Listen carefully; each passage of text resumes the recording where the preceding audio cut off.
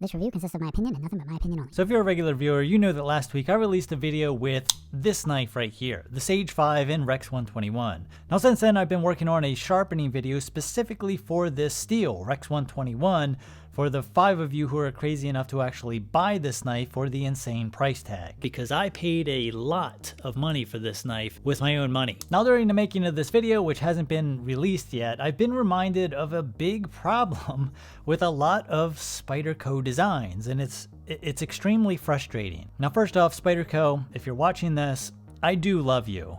I love a lot of your designs, even some of the designs that we're going to talk about in this video. And some of these are actually some of my favorite designs. And I love what you're doing with knife steels, not afraid to experiment with things, the whole 9 yards.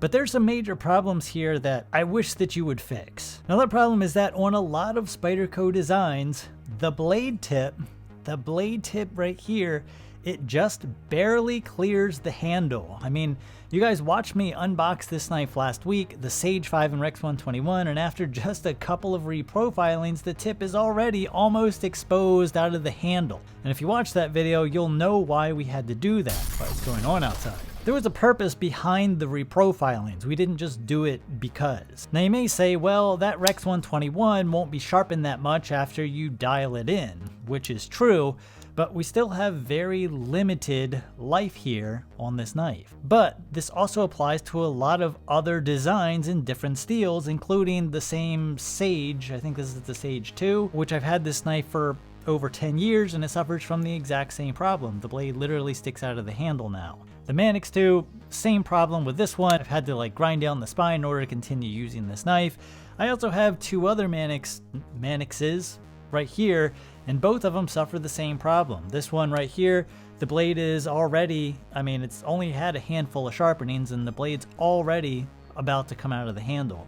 Same one on this one. I've sharpened this very little and you can see just how little life there is in that blade before the blade sticks out of the handle. As well as some other designs. Pretty much all of these designs have very limited life until you have to do some major regrinding or blade surgery in order to fix them. Now, real quick, I want to show you how this probably should be done using this knife right here. This is the Neeves Knives Misdemeanor, designed by Jared from Neeves Knives.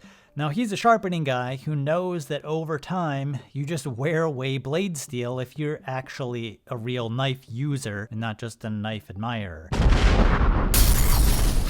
So not only did he do a hollow grind to keep the blade as thin as possible for as long as possible, but he also made sure that the tip would it's literally never going to stick out of the handle no matter how many times you sharpened it without messing up the overall blade geometry / handle relationship. So don't get me wrong, I do like a lot of these knives, but for me it's kind of getting to a point of I'm probably not going to be buying another one of these designs until this issue is fixed. Personally, I just can't own a knife that I can only sharpen 20 times or less until the tip is exposed out of the handle and the blade needs some major surgery. Now I get it. I am not normal, and this issue may not bother your average knife person whatsoever, but I'm a heavy user and things get sharpened a lot. Anyway, just something that I was reminded of after spending almost $450 on this Sage 5 in Rex 121. And now the tip is almost exposed out of the handle and I'm gonna have to try and figure out how to regrind the blade in order to fix it. I don't know. Take this video for what you will. I hate these kind of negative design nitpicking videos, but I think that this is an issue that probably should be fixed. Anyway, I hope you enjoyed watching and we'll see you in the next video.